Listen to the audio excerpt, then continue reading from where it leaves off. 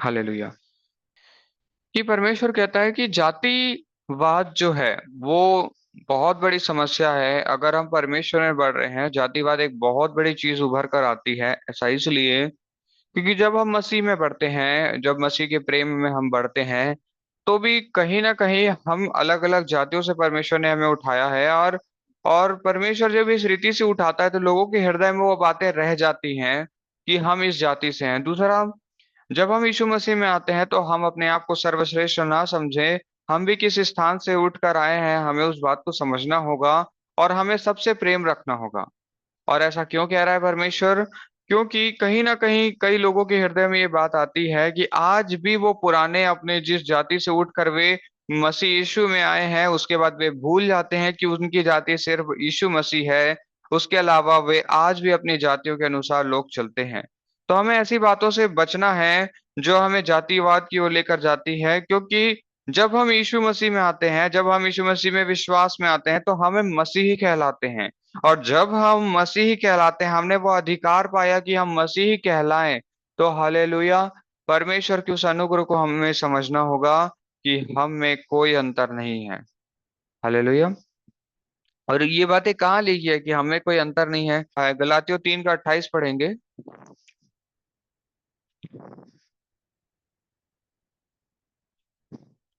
गलातियों 3 का 28 पढ़ेंगे। अब न कोई यहूदी रहा और न यूनानी, न कोई दास न स्वतंत्र, न कोई नर न नारी, क्योंकि तुम सब मसीह यीशु में एक हो। हालेलुया। हालेलुया। यहाँ पे प्रभु ने एक बहुत अच्छी बात अगुवाई की है वचनों के द्वारा, और वो क्या है कि तुम क्या नहीं हो अब। बहुत अच्छे से परमेश्वर ने यहाँ पे स्पष्ट रूप से कह दिया कि यूनानी नहीं रहे, ना कोई दास, ना स्वामी, ना कोई नर, ना नारी। नर नारी का अंतर भी परमेश्वर ने यहाँ पे खत्म कर दिया। क्या कहा? ना तुम नर ना नारी, सिर्फ परमेश्वर की महिमा करने वाले। इससे कोई फर्क नहीं पड़ता कि कोई स्त्री महिमा कर रही है, इससे कोई फर्क नहीं करता कि कोई पुरुष महिमा कर रहा है। परमेश्वर ने सबको समान बताया है, क्योंकि अब तुम सब मसीह यीशु में एक हो। 29 का पढ़ेंगे, आगे का वचन पढ़ें इसका। और यदि तुम मसीह के हो तो अब्राहम के वंश और प्रतिज्ञा के अनुसार वारिस भी हो। हालेलुया। हालेलुया। तुम प्रतिज्ञा के अनुसार वारिस हो और अब्राहम के वंश के हो। हालेलुया। अब्राहम का वंश क्या है?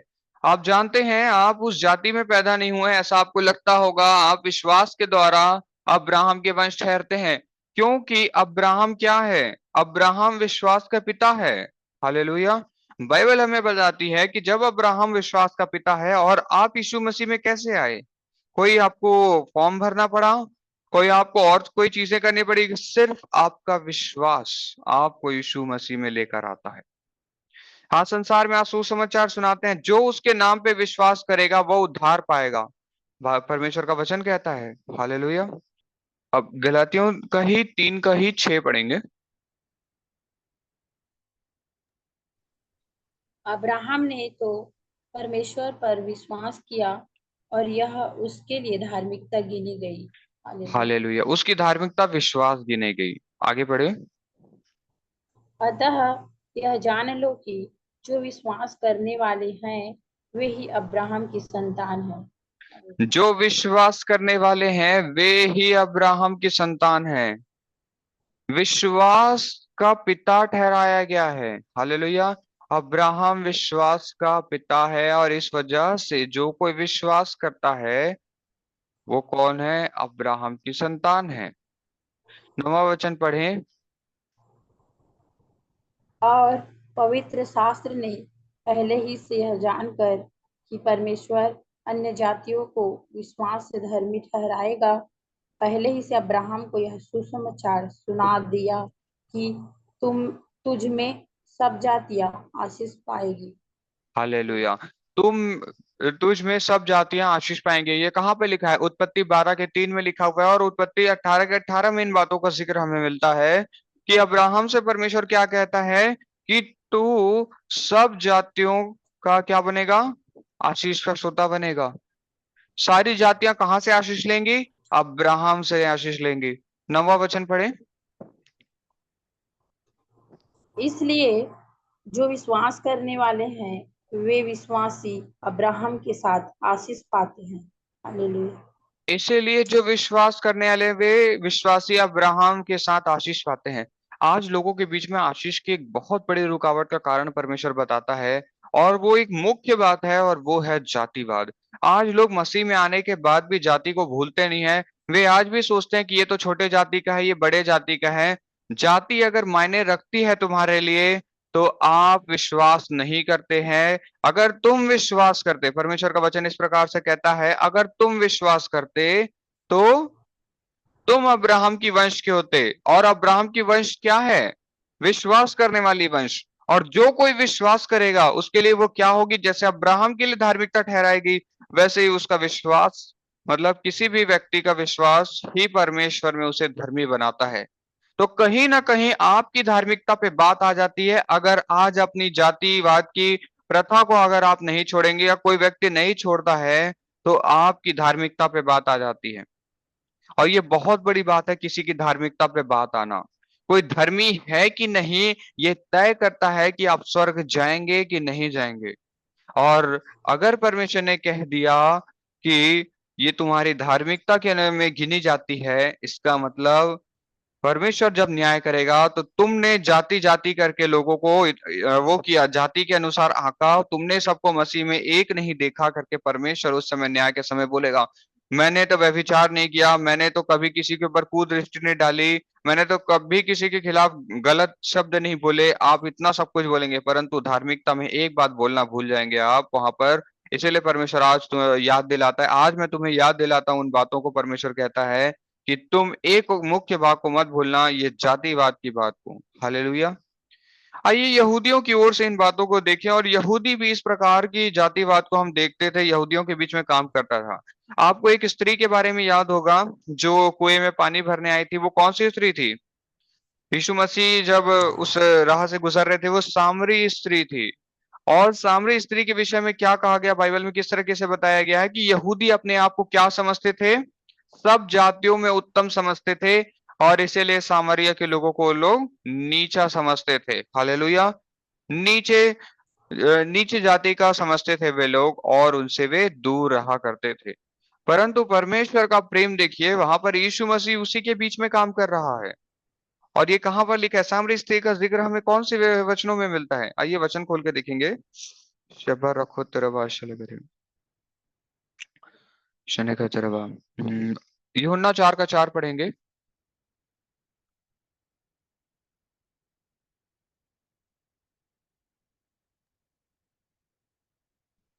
और उसको और उसको समरिया से होकर जाना आवश्यक था। अब उसको सामरिया से जाना अवश्य था। परमेश्वर उस रास्ते से क्यों जा रहा है? वो दिखाना चाहता है कि वो सारी जातियों के लिए आया। परमेश्वर प्रकट कर रहा है कि मेरा जो प्रेम है वो जाति को देखकर नहीं है, वो सबके लिए प्रेम है। किसी जाति विशेष के लिए मेरा प्रेम नहीं है। मैं मेरे सारे बच्चे हैं, और मैं अपने बच्चों को बचाना चाहता हूँ। बस यही परमेश्वर की योजना है। इसीलिए यीशु मसीह सिर्फ यहूदा से, मतलब जितना इजरायली जिस स्थान पर रहते थे उसी स्थान पर यीशु मसीह कार्य नहीं कर रहे हैं, वरन उस स्थान पर भी जा रहे हैं जिस स्थान पर यहूदी उनको क्या समझते थे? नीचा समझते थे। नीचे जाति का वो समझते थे। किसको? सामरिया के लोगों को। हालेलुया। और इन लोगों ने क्या की थी? सामरिया के लोगों ने यरूशलेम के निमित्त विरोध किया था, और इस बात को हम देख सकते हैं अ, एजरा की किताब 4 के 17 में। वहां पर हम देखेंगे तो सामरिया के लोगों ने क्या किया था? यहूदियों को विरोध किया था। किस विषय में? यरूशलेम के विषय में। हालेलुया। इस वजह से वे लोग इनसे चिढ़ते थे, और इस वजह से इनका विरोध भी करते थे। और जैसे वचनों को हम देखें और हमें समझ में आता है, यूहन्ना 4 के शने के तेरे 20 के अनुसार पढ़े। यूहन्ना 4 का 20 पढ़ेंगे।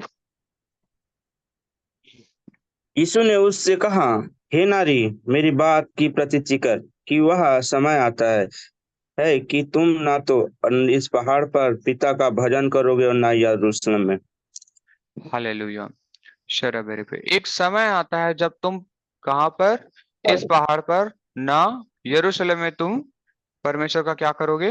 भजन गाओगे। आगे पढ़े। तुम तुम जिसे नहीं जानते उसका भजन करते हो, और हम जिसे जानते हैं उसका भजन करते हैं, क्योंकि उद्धार यहूदियों में से है। हालेलुया। हालेलुया। शरक है तेरे पे। तो यहाँ पर परमेश्वर सामरी स्त्री को समझा रहा है। आगे का वचन पढ़े। परंतु वहां उस समय आता है, वरन अब भी है, जिसमें सच्चे भक्त पिता का भजन आत्मा और सच्चाई से करेंगे, क्योंकि पिता अपने लिए ऐसे ही भजन करने वालों को ढूंढता है। हालेलुया, आमीन।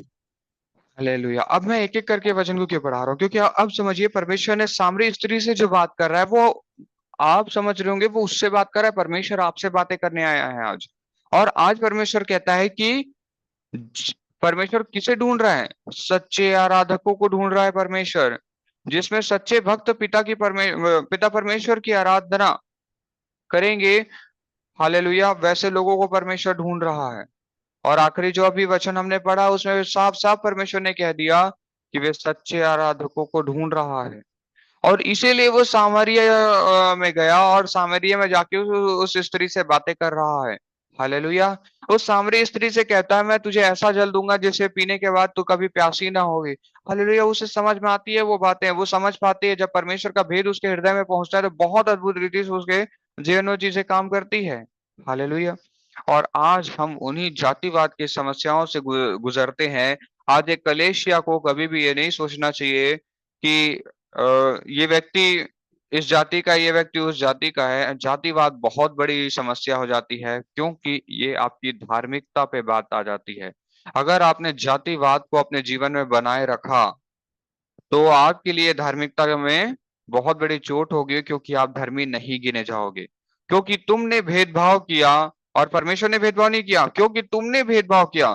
तुम मुझ जैसा बर्ताव नहीं रखते, इसीलिए मैं तुम्हें नहीं जानता, बोल देगा परमेश्वर। तुम्हारा और मेरा स्वभाव एक नहीं, इसीलिए मैं तुम्हें नहीं जानता, परमेश्वर कह देगा जिस दिन न्याय का समय आएगा। हालेलुया। एक और वचन पढ़ेंगे। शबेरिखा तले मेरे के तले प्रश्न करते रहा। गलातियों 6 का 14।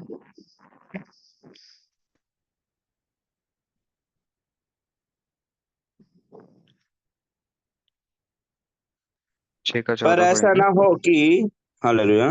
पर हाँ। ऐसा ना हो कि और किसी बात का घमंड करूं, केवल हमारे प्रभु यीशु मसीह के क्रूस पर, जिसके द्वारा संसार में दृष्टि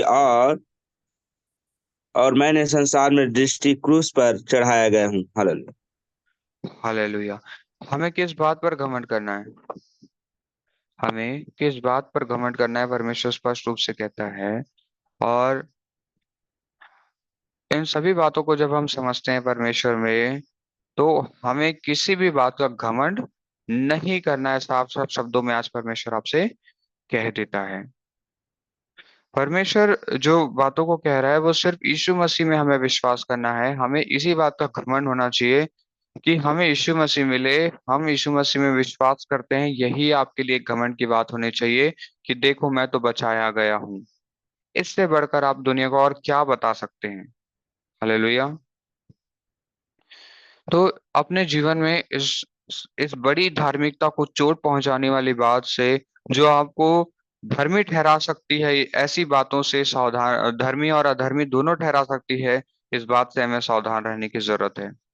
बाइबल की आज एक बहुत बड़ी शिक्षा हमें परमेश्वर बता रहे हैं, और ये जो वचन है, ये सारे वचन उसी ओर इशारा कर रहे हैं कि तुम भेदभाव नहीं करना। एक और वचन देखेंगे, पहला कुरिन्थियों 12 का 13 पढ़ेंगे। पहला कुरिन्थियों 12 का 13।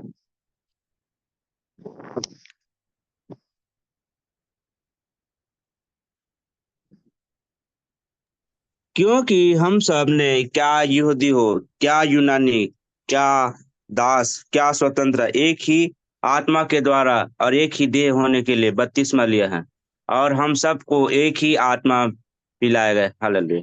लिया। हम सभी को एक ही आत्मा दिया गया है। हालेलुया। और जब परमेश्वर ऐसा कहता है सबको एक ही आत्मा पिलाया गया है, आप सभी ने एक ही आत्मा को ग्रहण किया है, तो आप किस बात से भेदभाव कर पाएंगे? परमेश्वर ने तो ये नहीं कहा कि मैं इन्हें इस प्रकार की पवित्र आत्मा देता हूं, उसे उस प्रकार की पवित्र आत्मा देता हूं। परमेश्वर ने भेदभाव नहीं किया। ये मनुष्य है जो भेदभाव कर रहा है। ये जातिवाद की समस्या आज भी कलीसिया में बनी हुई है और ये लोगों के हृदय में काम कर रहा है और ये लोगों को धार्मिकता से दूर कर रहा है।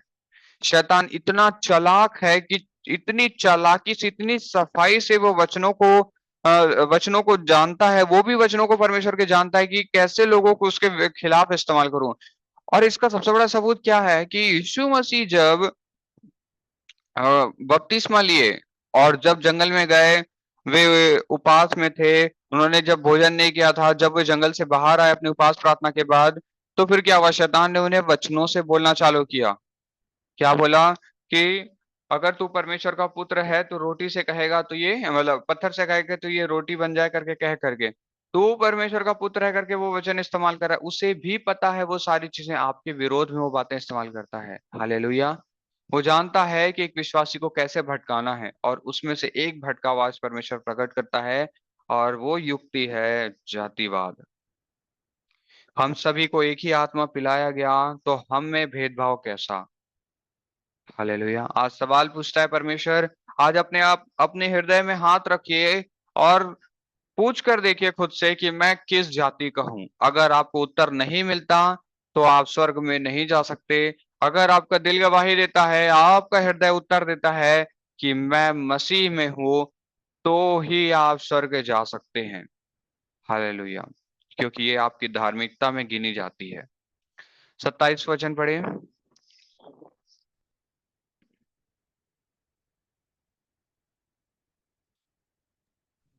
इस प्रकार तुम सब मिलकर मसीह की देह हो और अलग अलग अंग हो। हालेलुया। हालेलुया। हम सब मसीह में मिलकर एक देह हो जाते हैं। कोई सिर है, मतलब मसीह का सिर है कौन है? मतलब कलीसिया का सिर कौन है?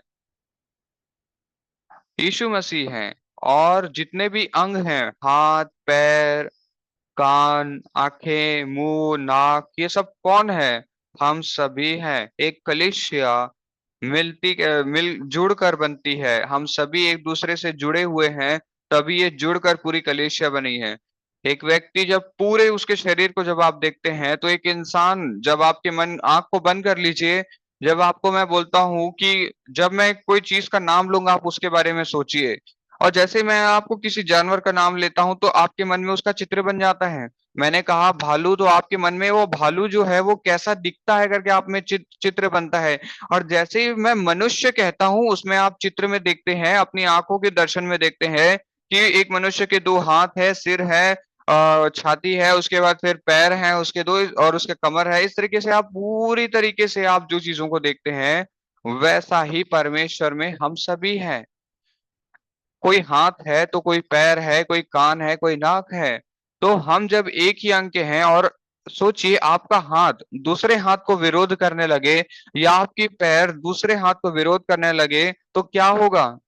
जब आप कोई काम करने जाएंगे, पैर बोल देगा कि मैं काम नहीं करूंगा इस हाथ के साथ।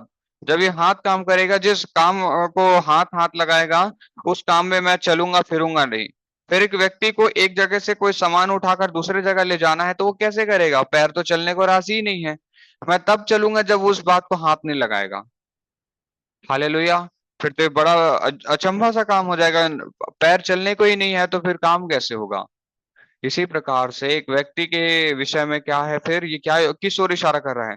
जब किसी व्यक्ति के हाथ नहीं होते, किसी के पैर नहीं होते, या तो फिर पैर काम नहीं कर रहे होते, तो हम उसे क्या कहते हैं? अपंग कहते हैं, या अपाहिज के शब्द का इस्तेमाल करते हैं। ये शब्द क्या बताते हैं? कि उसके अंग काम नहीं कर रहे हैं।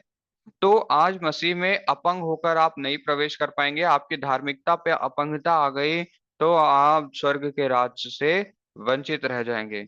तो अपनी जाति पहचाने। तुम अपनी जाति के अनुसार भेदभाव ना करना। जैसे यहूदी लोग करते थे और वे भेदभाव करते थे, वो यहूदियों का उदाहरण क्यों दे रहा है? क्योंकि परमेश्वर का जो प्रकटीकरण हुआ, ये यहूदियों के बीच में हुआ। और जो जिस स्थान में रहेगा उस स्थान का उत्तर देगा। अगर यीशु मसीह आज भारत में पैदा हुए रहते तो शायद वो भारत का उदाहरण दे रहे होते। अगर भारत में भी पैदा होते तो बाइबल में हमें उस बात का जिक्र मिल जाता, जाति का जिक्र मिल जाता कि हमारी देश में जो जातियां हैं, जैसे हिंदू जाति हो गई, या फिर अब शबला हो रखा है वह सिख जाति हो गए, तो इनमें क्या क्या इनके ऊंच और नीच जाति के हैं, ये सारी चीजें पता चलती। परंतु परमेश्वर यहूदियों के बीच में प्रकट हुआ, क्योंकि ऐसी ही भविष्यवाणी हुई है। हालेलुया। और इसीलिए वो उस जाति का उदाहरण इस्तेमाल कर रहा है जिस जाति में वो खुद पैदा हुआ है, क्योंकि वो गहराई से उन बातों को जानता है। हालेलुया। शखत हलवा शेरे बेरे। वचन पढ़ेंगे। शाओ बेहेबे अखात हलाओ सरवा। जेम्स शखत रोश। याकूब 2 का 1 पढ़ेंगे।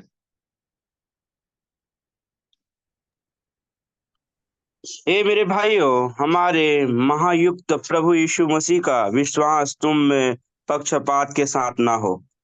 हालेलुया।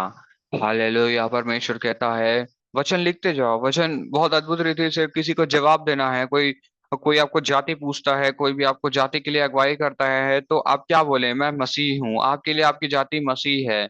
हाँ, कहीं सरकारी काम है या कोई भी आपको जब काम है, तब वहां जरूर लिखिए, क्योंकि ये शरीर आपको बांटता है। परंतु जब आप जैसे कलीसियाओं के लोगों के साथ जुड़ते हैं, एक विश्वासी के साथ आप जुड़ते हैं, और वे आपकी जाति पूछें तो उन्हें स्पष्ट बता दें। आपकी जाति कुछ और हो सकती है, मेरी जाति तो यीशु मसीह है। हालेलुया। मैं मसीह में पैदा हुआ, मैं मसीह में ही जीऊंगा और मसीह में ही मर जाऊंगा, और यही मेरी जाति ठहरेगी और यही मेरी धार्मिकता। स्पष्ट रूप से आप लोगों से कह दें। जो भी आपकी जाति पूछना चाहते हैं, उन लोगों को जता दें कि वे जो जाति पूछते हैं वो मसीह यीशु में नहीं चलते। वे किस में चल रहे हैं? सांसारिक रीति से चल रहे हैं। अब वो कितना भी अच्छा जीवन में करते हो, चाहे वो दशमांश देते हो, चाहे वो भेंट चढ़ाते हो, हर एक रीति परमेश्वर का वो करते हो, हर एक नियमों को मानते हो, परंतु फिर भी अगर उन्होंने जातिवाद के नाम पे अगर लोगों को भेदभाव करना शुरू किया, किसी भी व्यक्ति ने शुरू किया, तो वो धर्मी नहीं ठहराया जाएगा। क्योंकि धर्मी बनने के लिए विश्वास किया जाता है, और विश्वास के द्वारा अब्राहम तुम्हारा पिता ठहरता है। और इसीलिए जब हर एक का पिता एक है, तो बच्चों में भेदभाव कैसे?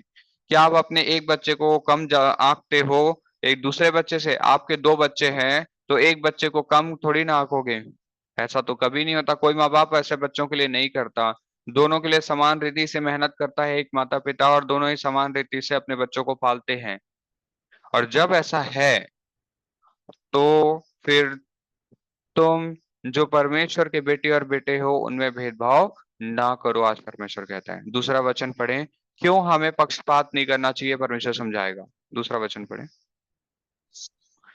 क्योंकि यदि एक पुरुष कुछ सोने की छल्ला और सुंदर वस्त्र पहने हुए तुम्हारे सभा में आए, और एक कंगाल भी मैले कपड़े कुचले पहन कपड़े पहने हुए आए, और तुम उसकी सुंदरता वस्त्र वाले मुंह देख कर कहो कि तुम यहाँ अच्छे जगह में बैठ जाओ, और कंगाल को कहो कि तुम यहीं खड़े रहो या मेरे पाँव के पीढ़ी के पास बैठो। हालेलुया।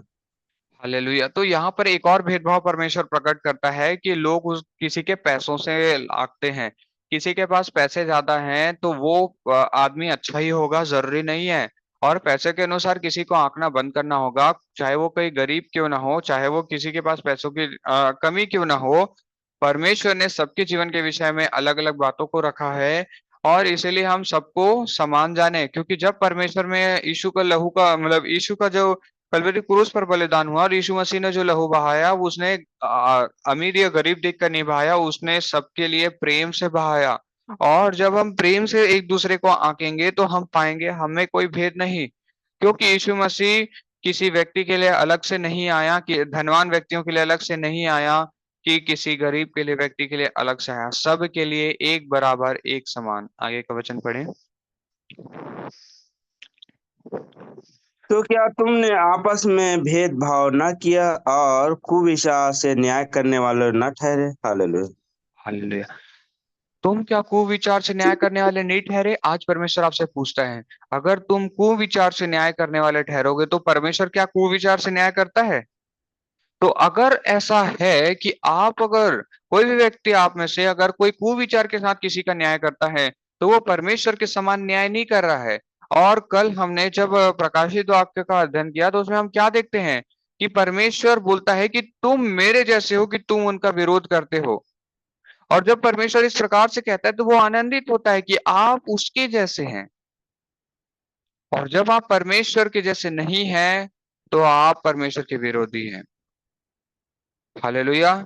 जैसे पाप और आशीष अलग अलग है, वैसे ही जैसे कि अंधकार और ज्योति अलग अलग है, और परमेश्वर का वचन कहता है कि अंधकार ने ज्योति को ग्रहण नहीं किया।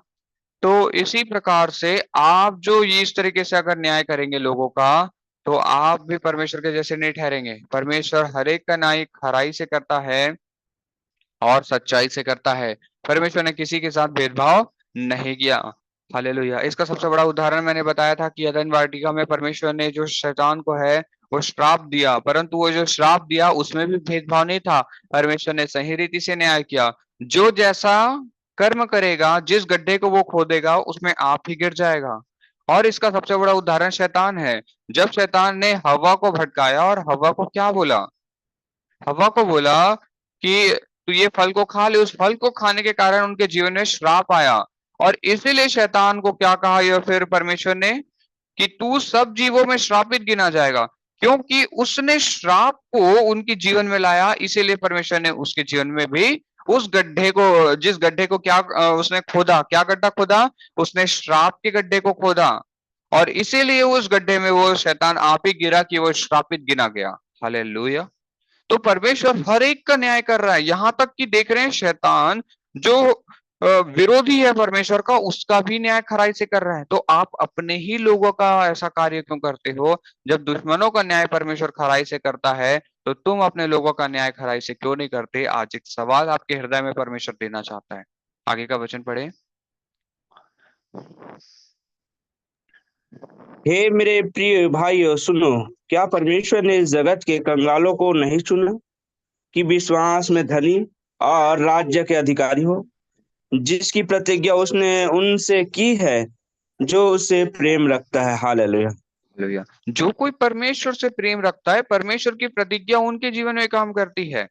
परमेश्वर ने कहीं पे भी ये नहीं लिखा कि तुम इस जाति हो तो इस जाति से हो तब काम करेगा। परमेश्वर ने कहा जो मुझसे प्रेम रखेगा उसके लिए परमेश्वर इन कार्यों को करेगा। परमेश्वर ने जो कुछ आज तक किया वो सारा प्रेम से किया। हालेलुया। आखिरी एक वचन पढ़ेंगे हम, छठा वचन पढ़े। पर तुमने तो उस कंगाल का अपमान किया है। क्या धनी लोग तुम पर अत्याचार नहीं करते? और क्या वे तुम्हें कचहरी में घसीट घसीट कर नहीं ले जाते? हालेलुया। हालेलुया। जब यहाँ पे परमेश्वर संदर्भ दे रहा है धनी का, मतलब यहाँ पे धनी लोगों को आप देख रहे हैं वो तो ठीक है, परंतु परमेश्वर एक और बात कहता है कि ये वो लोग हैं जो जिस जाति से आप पाए जाते हैं उसके अलावा और भी जाति के लोग हैं। क्या आप ही के जाति के लोगों ने आपका विरोध नहीं किया? आज जब मसीह लोगों की बात आती है, आप मन फिराइए समाज में क्या हो रहा है। बैठक होती है समाज की, लोग बोलते हैं इसे समाज से हम निकाल देते हैं, तो वे लोग आप ही का विरोध कर रहे हैं। वे ये नहीं देखते। जैसे कि एक उदाहरण देखिए, अगर मैं जिस जाति से अगर आया उठकर, परमेश्वर ने मुझे जिस जाति से उठाकर उत्तम जाति तक पहुंचाया, वो कौन सा मसीह की जाति है, मैं वैसी में विश्वास करता हूँ। ये विश्वास ही मेरी धार्मिकता और यही मेरी जाति है। और जब मैं परमेश्वर में विश्वास करने लग रहा हूँ, जब मेरे जीवन में मुसीबत आई, तो क्या ये समाज मुझे बचाने आया? जब मैं खाना नहीं खा रहा था, जब मेरी जिंदगी में मृत्यु आने वाली थी, तब कहाँ था ये समाज? और जिस दिन मैंने परमेश्वर में विश्वास करना चालू किया, आज वही समाज उठकर खड़ा होकर कहता है कि तू यीशु मसीह को मत मान। क्यों नहीं मानू? क्योंकि तू इस जाति को विरोध कर रहा है। क्यों विरोध कर रहा हूं भाई? मैंने तो उस बात को अपनाया जिसने मेरा जीवन बचाया। क्या तुमने मेरा जीवन बताया तो उनका हक नहीं है मेरे जीवन पे? ठीक उसी प्रकार से आज परमेश्वर कहता है कि देखो तुम्हारा वे विरोध करते हैं। तुम्हारे ही जाति के लोग जिससे उठकर आते हो, उसी जाति के लोग जिसमें तुमने जन्म लिया, वही लोग तुम्हारा विरोध करते हैं। और तुम क्या उन्हीं का साथ देना चाहते हो? क्या तुम आज भी अपनी धार्मिकता को, अपनी जाति को उन्हीं के अनुसार रखना चाहते हो? और अगर तुम उन्हीं के समान अपनी जाति को रखोगे, मतलब अगर किसी जाति से कोई व्यक्ति उठकर आ चुका है और अपने आप को फिर भी उसी जाति का गिनता है और लोगों को उसी की जाति के अनुसार आंकता है या लोगों को पहचानता है, तो परमेश्वर कहता है तुम उसी के रीति के हो, उन्हीं के रीति के हो। तो सावधान हो जाओ। आज सारी बातों को परमेश्वर अगुवाई करता है कि जातिवाद से तुम दूर रहो। जातिवाद अगर तुमने अपने हृदय में अपनी रखा, तुम धर्मी किसी रीति से धर्मी नहीं ठहराए जाओगे, तुम्हें धार्मिकता नहीं दी जाएगी। और अगर आपकी जीवन में धार्मिकता नहीं, तो स्वर्ग में आप प्रवेश नहीं कर सकते। तो आज सबसे बड़ा छुपा हुआ भेद परमेश्वर का यही है कि तुम जातिवाद से दूर रहो। देश देश के लोगों को, किसी भी लोगों, यहाँ तक कि आप मसीह यीशु में हैं, तो आप दूसरे जाति के लोगों को छोटा ना समझें, किसी व्यक्ति को कम ना समझें। देखो मैं यीशु मसीह में हूँ तो संसार मुझसे छोटा है, नहीं। सबसे परमेश्वर ने प्रेम किया, सभी मनुष्यों से प्रेम किया। आप किसी को छोटा नहीं आंक सकते, चाहे वो आप मसीह यीशु में आने के बाद अगर आप मसीह हैं करके अपने आप को ज्यादा समझते हैं, ऐसा नहीं समझिए। अपने आप को सबके समान बराबर ठहराइए। अगर कोई व्यक्ति दूसरे जाति का भी है तो भी उससे कहिए कि मसीह यीशु तुमसे भी प्रेम करते हैं और सबको एक नजर से देखिए। हालेलुया। अगर कोई जातिवाद के विषय में आपसे बातें करते दिखता है, कोई मनुष्य आपकी जाति पूछता है कलीसिया में, तो आप समझ जाइएगा कि वो विश्वासी नहीं है। अगर वो विश्वासी होता तो अब्राहम की संतान होता, और अब्राहम की संतान की कोई जात नहीं है, क्योंकि दो बच्चों में कोई दो जात नहीं हो सकती। दो घर के बच्चे अलग अलग जाति के नहीं हो सकते, एक ही जाति के हो सकते हैं। हालेलुया। एक परिवार एक जाति को मान रहा है तो उसके बच्चे दो अलग जातियों को कैसे मानेंगे? माँ बाप ने तो एक ही जाति के विषय में सिखाया होगा। इसीलिए जब अब्राहम की संतान हो तो तुम्हारी एक ही जात है और वो है विश्वास। और ये विश्वास क्या है? यीशु मसीह में विश्वास। इसीलिए आज से आपकी जाति क्या है? यीशु मसीह है। आपका विश्वास ही आपकी धार्मिकता है। हालेलुया। बहुत सारी ऐसी बातें हैं परमेश्वर, समय के रहते हुए मैं ज्यादा बातों को तो नहीं रख पा रहा हूँ, पर फिर भी जितना हो सके मैंने वचनों को आपको बता दिया है। एक और वचन परमेश्वर अगुवाई कर रहा है, तो मैं आपको उसको बता देता हूँ बस। दूसरा तिमुथियो निकाल लेंगे सभी, दूसरा तिमुथियो निकाल लेंगे, 1:9।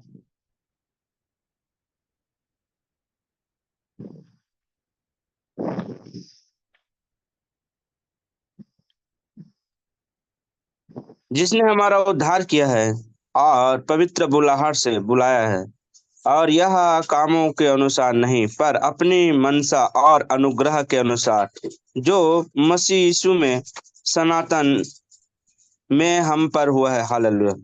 हालेलुया। सनातन में हुआ है मतलब बहुत पहले से। हालेलुया। अनादिकाल से ये बातें हुई हैं। परमेश्वर कहता है कि तुम्हारा जो उद्धार हुआ है, तुम्हारी जो बुलाहट है, वो क्या है? तुम्हारे कामों के अनुसार नहीं, वरन परमेश्वर की इच्छा के अनुसार ये बातें हुई है। परमेश्वर की इच्छा थी कि तुम बचाए जाओ। परमेश्वर की इच्छा थी कि मैं अपनी रचना को बचाऊंगा, और इसीलिए आज वो अगुवाई कर रहा है। आपको ये बातें क्यों बता रहा है? वो बताना चाहता है कि तुम चूक ना जाना अपनी धार्मिकता में। तुम अपनी धार्मिकता से अगर चूक जाओगे तो तुम स्वर्ग में प्रवेश नहीं करोगे। तुम सब बातों को तो मानते होगे, परंतु अगर तुमने जातिवाद को भी अगर नहीं माना तो तुम मेरे विरोधी ठहरोगे, क्योंकि मैं तो जाति में भेदभाव नहीं करता।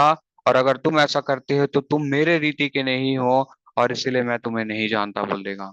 शला बराबा।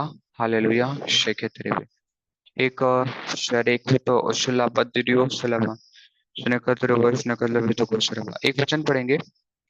मत्ती 7:21 पढ़ेंगे। मत्ती 7:21 पढ़ेंगे।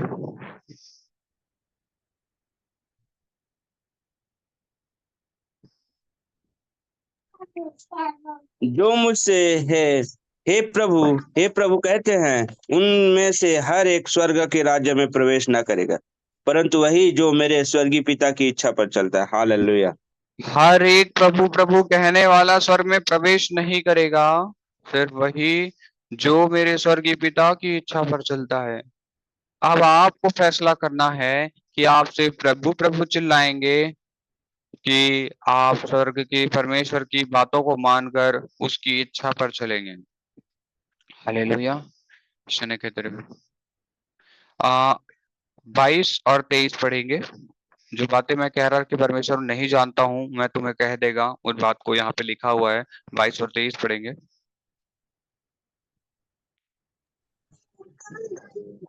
उस दिन बहुतेरे मुझसे कहेंगे, हे प्रभु, क्या हमने तेरे नाम से भविष्यवाणी नहीं की, और तेरे नाम से दुष्ट आत्मा को नहीं निकाला, और तेरे नाम से बहुत आश्चर्य कर्म काम नहीं किए? तब मैंने उनसे खुलकर कह दूंगा कि मैं तो तुमको कभी ना जाना। हे कुकर्म करने वालों, मेरे पास से चले जाओ। हालेलुया। हालेलुया। हे कुकर्म करने वालों, तुम मुझसे दूर हो जाओ। परमेश्वर कहता है मैं तुम्हें नहीं जानता। तो क्या आप इन बातों को चाहते हैं कि आपके जीवन में तो सब कुछ अच्छा हो रहा है, लोगों के लिए प्रार्थना कर रहे हैं, लोग चंगे हो रहे हैं, आपके जीवन में वो सारी बातें हो रहे हैं, कलीसियाओं में बहुत अच्छे तरीके से आपका आदर मान सम्मान हो रहा है, परंतु परमेश्वर कहता है कि तुमने तो सब कुछ किया, तुमने भविष्यवाणी की मेरे नाम से, दुष्ट आत्माओं को निकाला, बहुत अच्छा किया तुमने, सब चीज अच्छा किया, बस एक चीज में चूक जाते हो कि तुम भेदभाव करने लग जाते हो। तुम परमेश्वर की इच्छा को नहीं मानते कि वो चाहता है कि तुम किसी के बीच में भेदभाव ना करो, और तुमने वही बातों को अपने जीवन में अपना लिया कि तुम भेदभाव करते हो। ऐसा परमेश्वर अगुवाई करता है। अगर तुम ऐसा करने लगे तो तुम स्वर्गीय पिता परमेश्वर के विरोध में काम करने लगोगे, और तुम हे प्रभु कहने के बाद भी स्वर्ग में प्रवेश नहीं कर सकते। हालेलुया। तो आज हम सभी एक दूसरे से प्रेम को समझें। हम जब कोई भी व्यक्ति, हम में से कोई भी व्यक्ति, हम में से मतलब न सिर्फ इस सभा में जुड़ा हुआ व्यक्ति, हर वो व्यक्ति जो परमेश्वर में विश्वास करता है, सभी के लिए ये बातें हैं, और वो ये है कि तुम सब से प्रेम रखो। अगर आप मेरी ओर देखते हैं तो मुझे मसीही के रूप में देखें। अगर मैं आपके लिए प्रार्थना करूं तो आपको मसीही के रूप में देख के प्रार्थना करूं। परमेश्वर की जाति के रूप में देखकर आपको, आपके लिए प्रार्थना करूं, ना कि आपकी कोई जाति को पहचान कर। या आप ऐसा कभी ना करें कि अपनी ही जाति, मतलब जिससे आप उठ कर आए हैं, उन्हीं लोगों के बीच में सुसमाचार सुना रहे हैं। कई बार ऐसे भी लोग होते हैं दुनिया में जो सिर्फ उनको सुसमाचार सुनाते हैं जो उन्हीं के जाति से हैं। हालेलुया। अपने ही समाज के लोगों को सुसमाचार सुनाते हैं और बाकी के लोगों को नहीं सुनाते। ये लोग भी क्या कर रहे हैं? भेदभाव कर रहे हैं। तो परमेश्वर की इच्छा भेदभाव नहीं है। तो हमें हर जगह सावधान रहना है कि शैतान चाहता है कि हम भेदभाव के जरिए भी अपनी धार्मिकता में चूक जाएं। तो आज जब परमेश्वर इस बात को अगुवाई करता है, तो आज परमेश्वर में आनंद मनाए कि अब हम इन बातों में नहीं चूकेंगे। पिता आपका धन्यवाद कि हम पर इन बातों को प्रकट किया। तो आइए हम परमेश्वर का धन्यवाद करें, और सभी इन वचनों को जितना मैंने बताया अध्ययन करिएगा, पढ़िएगा आप। फिर मैं मीटिंग को एंड कर रहा हूँ। प्रभु में प्रफुल्लित होकर अपने जीवन में जिए। हालेलुया। जय मेरे जय मसीह।